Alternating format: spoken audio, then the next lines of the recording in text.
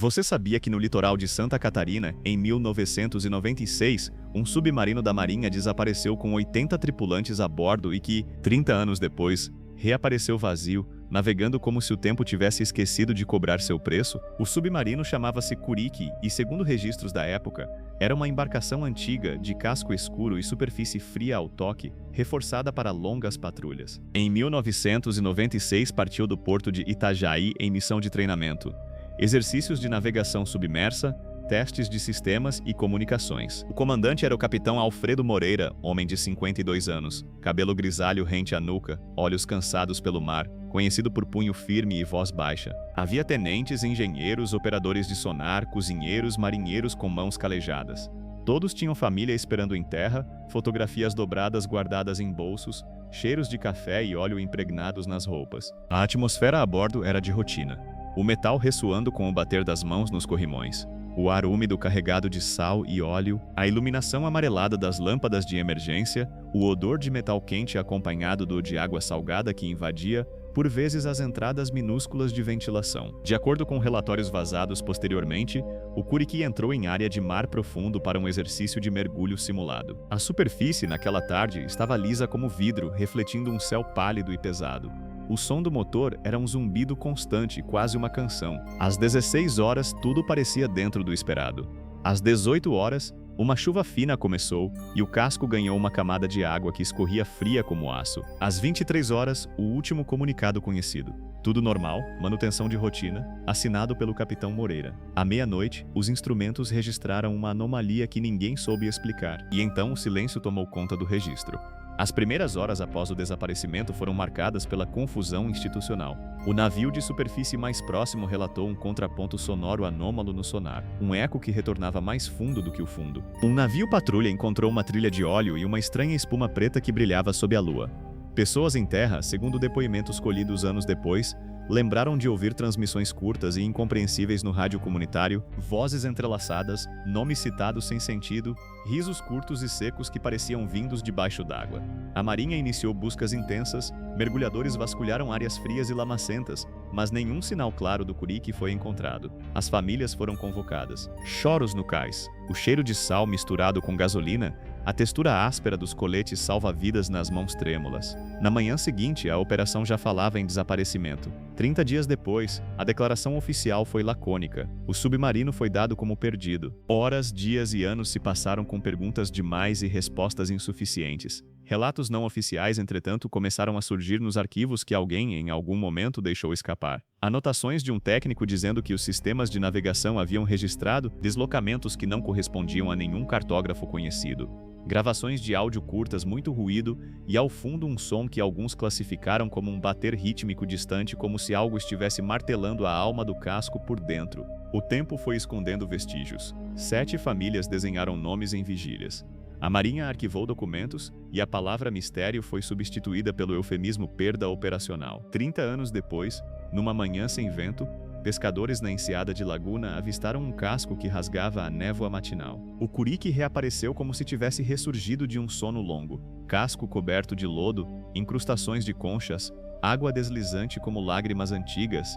Ele estava navegando à deriva, luzes apagadas, sem tripulação visível no convés. A sensação no ar era de frio, um frio que não vinha do mar, mas do interior do casco, uma temperatura que fazia a boca do observador se encher de um gosto metálico de sangue. A Marinha foi chamada. Em terra, a notícia correu como fogo em palha. Há anos se falava da volta do submarino, mas ninguém imaginou o silêncio absoluto que o acompanhava. Quando a equipe de salvamento abriu a escotilha, o cheiro foi a primeira coisa. Um odor estranho, rente à podridão, porém seco, como se algo tivesse sido desidratado ao longo das décadas, uma mistura de ferro oxidado, água parada e um traço indefinível que lembrava carne antiga e pólvora. A luz das lanternas cortou a penumbra e revelou corredores molhados, paredes cobertas por uma fuligem negra que se assemelhava a cicatrizes. As mãos que tocaram o corrimão sentiram a textura pegajosa do limo, o frio cortante do metal que parecia sugar o calor da pele. À medida que a equipe avançava, sons surgiam do interior, goteiras, o eco distante de passos que não sabiam se eram reais e estalos de madeira e metal se acomodando. Ninguém no fundo acreditava no que via. Negavam com gargalhadas nervosas. É um navio fantasma? Murmurou um dos marinheiros. Provavelmente está vazio há anos, disse outro, tentando racionalizar. E então o primeiro sinal que não se podia mais explicar. No refeitório, pratos pendiam ainda das paredes, como se alguém tivesse se levantado numa pressa que não terminou. Copos intactos guardavam um filme de sal e algo que lembrava sangue seco. No quadro de avisos, papéis descoloridos marcavam escalas e datas de 1996. Não era poeira apenas, era uma presença de tempo parada ali, um instante congelado.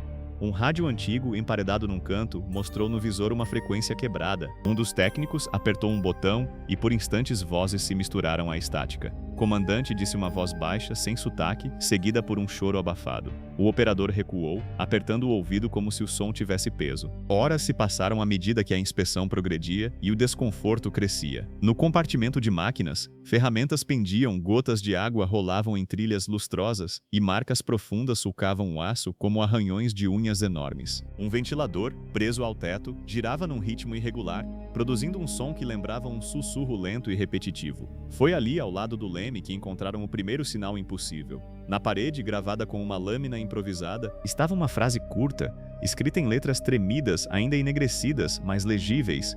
"Nós não podemos sair." A frase fez o estômago de quem leu se apertar.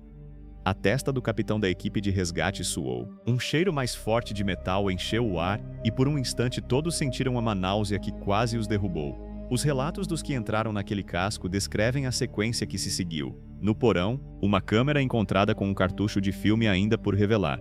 Nos monitores, imagens tremidas de corredores sem fim.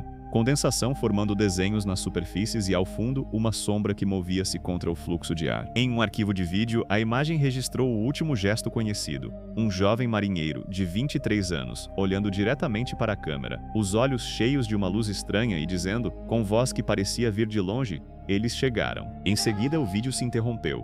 Em outro trecho, um relógio marcava horas desconexas, suas mãos tremendo como se o próprio tempo estivesse doente.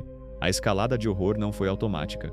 Foi uma curva implacável. Primeiro, objetos fora do lugar. Depois, sinais de vida que não eram humanos. Por fim, a percepção de presença. Na cabine de comando, instrumentos registravam variações temporais.